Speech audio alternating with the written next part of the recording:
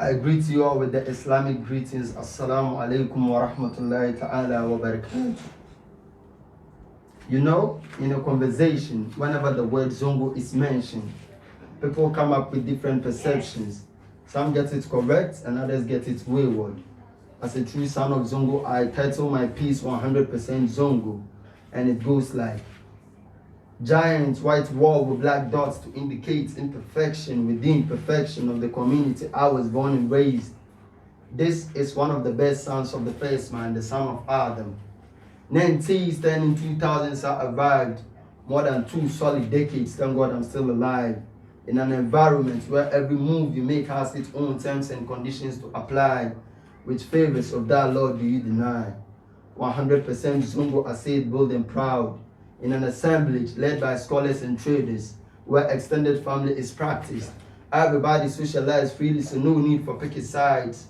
A community built based on cocktail of tribe and no space for taking bribes. A man so strong to a point, even Satan can't move freely unless he hides.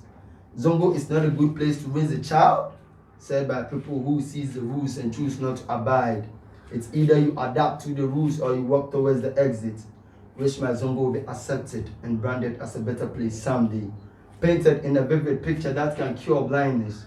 A place full of motivation. Home filled with geniuses with mind-blowing innovation.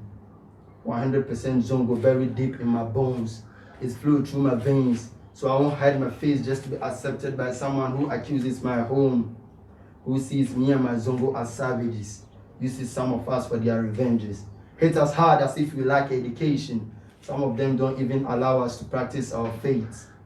I'm a man of my words. Whatever I say, then I mean it. Got married to these soft vowels and these consonants, I'm a witness. As I produce and make these words play like the siblings. Nothing comes for free. Got paid whilst you all paid attention. Thank you.